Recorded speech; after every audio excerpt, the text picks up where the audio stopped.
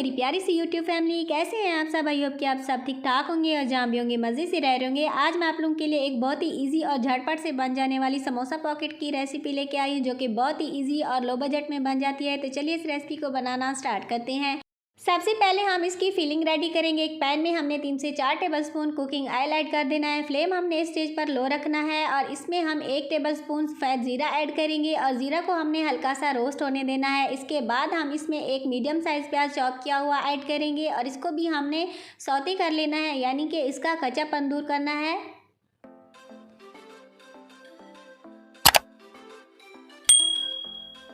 इसके बाद हम इसमें स्पाइसेस ऐड करेंगे। 1 टेबलस्पून कूटी हुई लाल मिर्च ऐड करेंगे। नमक हम हस्बे ज़रूरत ऐड करेंगे। आधा चम्मच हम हल्दी पाउडर ऐड करेंगे। इन सारे स्पाइसेस को हमने हल्का सा रोस्ट कर लेना है। इसके बाद हम 3 से 4 अदद चॉप की हुई हरी मिर्च ऐड करेंगे और इसको भी हमने हल्का सा रोस्ट कर लेना है। अभी हम फ्लेम को थोड़ा सा हाई कर देंगे।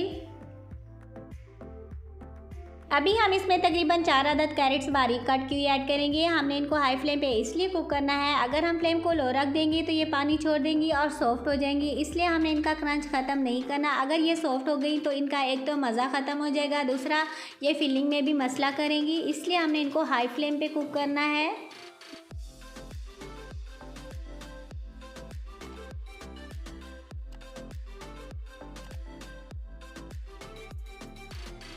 अभी हम इसमें आधी शिमला मिर्च बारीक कट की हुई ऐड करेंगे। इसको भी हम 1 मिनट के लिए हाई फ्लेम पे कुक करेंगे और इसका भी हमने क्रंच ख़त्म नहीं करना।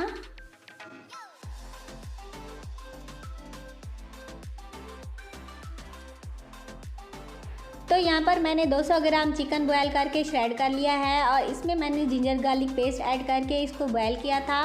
तो इसको भी हमने इसमें ऐड कर देना है और हमें इन सारी चीज़ों को अच्छे से मिक्स कर लेना है।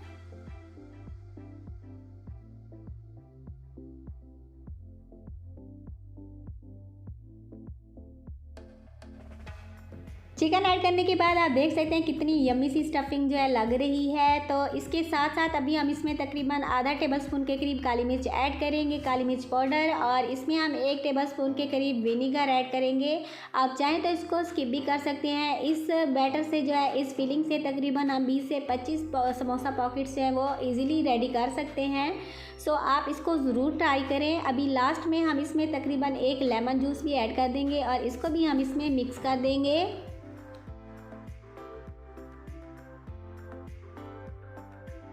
हमारी फिलिंग जो है यहाँ पर मुकम्मल तौर पर रेडी हो चुकी है। तो अभी लास्ट में हम इसमें फ्रेश हरा धनिया ऐड करेंगे और इसको मिक्स करके तकरीबन आधे घंटे के लिए हम इसको ठंडा होने के लिए छोड़ देंगे।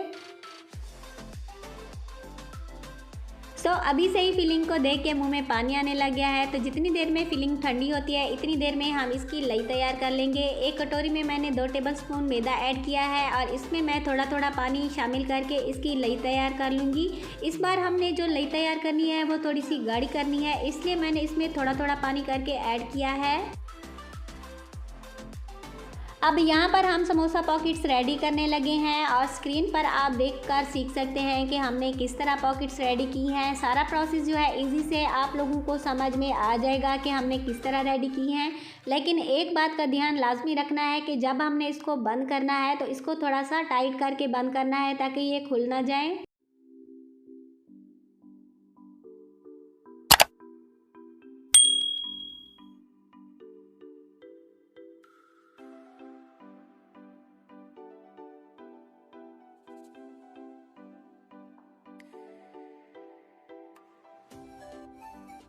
यहाँ पर हमने बहुत सारी ढेर सारी समोसा पॉकेट्स जो हैं वो रेडी कर ली हैं। तो आप लोग इसको जो है अप टू 3 वीक्स के लिए इसको स्टोर भी कर सकते हैं और इसको रमज़ान अल मुबारक में भी इंजॉय कर सकते हैं। अभी हम आप लोगों को कुछ इसको फ्राई करके भी दिखाते हैं कि आप लोगों को फ्राई होने के बाद जो है किस तरह की लगती हैं।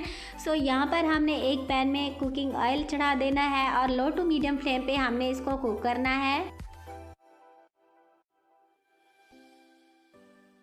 हमने इनको हाई फ्लेम पे कुक बिल्कुल भी नहीं करना, जस्ट 1 मिनट के लिए हमने इसकी ईच साइड करनी है और 1 मिनट के लिए इसकी दूसरी साइड ये कुक करनी है और लाइट गोल्डन होने पर हमने इसको निकाल लेना है, जैसा कि आप लोगों को नज़र आ रहा है। तो इसी तरह जो है हमने सारी पॉकेट्स जो हैं वो बना के रेडी कर लेनी है।